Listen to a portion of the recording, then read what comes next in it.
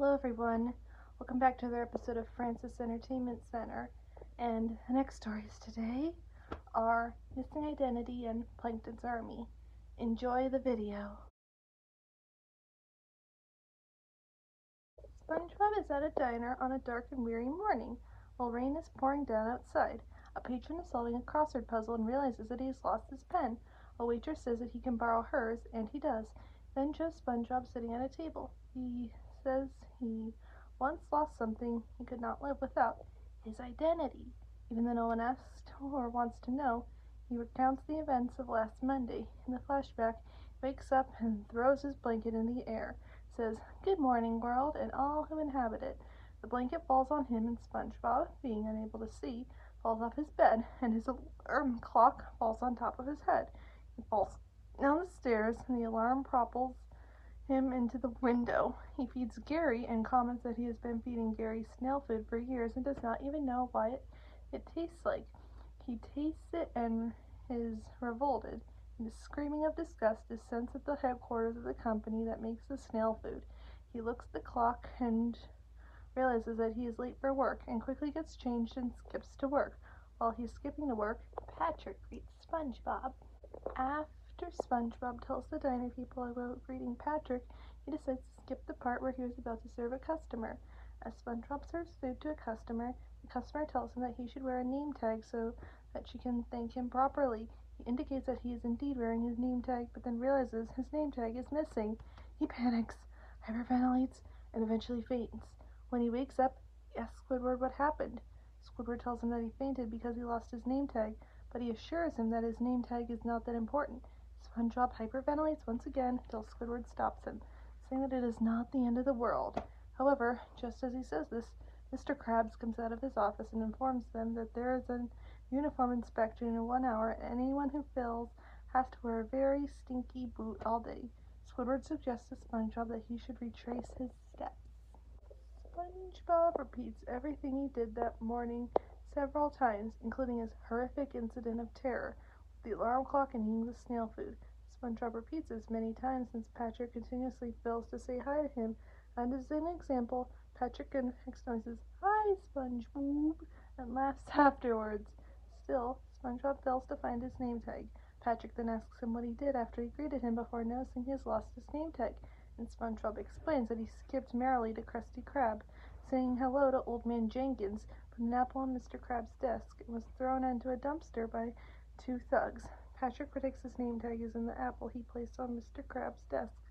SpongeBob likes Patrick's prediction, but claims Mr. Krabs has probably thrown that apple away by now, so Patrick suggests looking in the dumpster, and they go to search there. During the search, SpongeBob gives Patrick 2 hints, but he's still confused. SpongeBob does a double take of Jack Benny while wondering, but panics that he has 1 minute left. Patrick then sees SpongeBob's name tag on the back of his shirt. When he alerts him to this and SpongeBob turns around, it seems to disappear, and Patrick cannot remember where it was. SpongeBob gets irritated after he does this twice, as he soon tells Patrick to go home since he is no help. He after an annoyed Patrick replies, "Well, at least I don't wear my shirt backwards." When SpongeBob hears this, he looks at his back and realizes that he had his name tag all along, and his shirt was supposed to correct to wear the pants not backwards on his name tag, and his shirt was just on backwards. SpongeBob thanks Patrick for his help, and the latter accepts his gratitude. At the uniform inspection, Mr. Krabs tells Squidward all he needs to do is shave, and he passes inspection. However, Mr. Krabs smells SpongeBob and is disgusted by the stench of the dumpster. He probably ejects SpongeBob from the restaurant and seemingly suspends him from working at the Krusty Krab. SpongeBob finishes telling his story, thanking the waitress for listening and explaining that he managed to kill 11 minutes, calling her Betty. She says that her name is not Betty and that she's just borrowing someone else's uniform while hers is getting clean. When SpongeBob learns this, he does another Jack Benny double take. Mr. Krabs announces to his employees that it is the 25th anniversary of Silver of Plankton's first attempt to steal the Krabby Patty formula. A robot suddenly enters the restaurant and orders chili coral bits.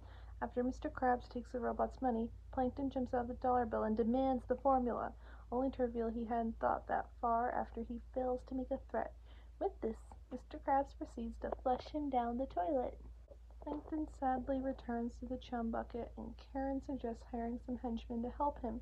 After trying and failing to recruit some thugs at a nightclub, Plankton remembers that he has thousands of relatives across the sea and invites them all over to the chum bucket, imagining them all to be evil geniuses like he is.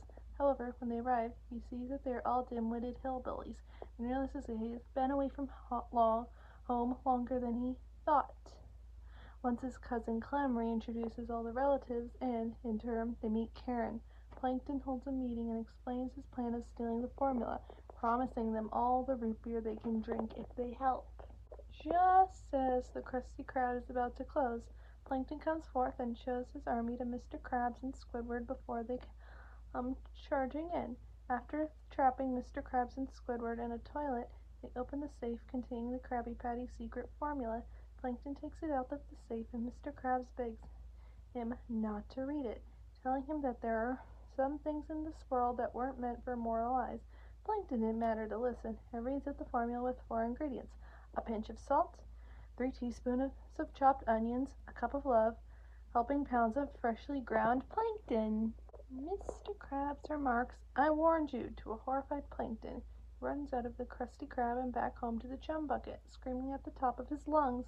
His relatives follow suit when they see the secret ingredient themselves. When Squidward and Mr. Krabs are safe, and SpongeBob returns from cleaning the men's restroom from before, Squidward asks if Plankton is really the secret ingredient, but Mr. Krabs tells his employees that the formula Plankton read is just a fake and that Plankton will most likely figure this out and come back for the real one. He gloats that the real formula is hidden somewhere, where nobody, not even Plankton, will be able to find it. Squidward then correctly guesses where it is, at Mr. Krabs' house under his mattress, and Mr. Krabs runs home horrified, yelling, "Curse you, Squidward!"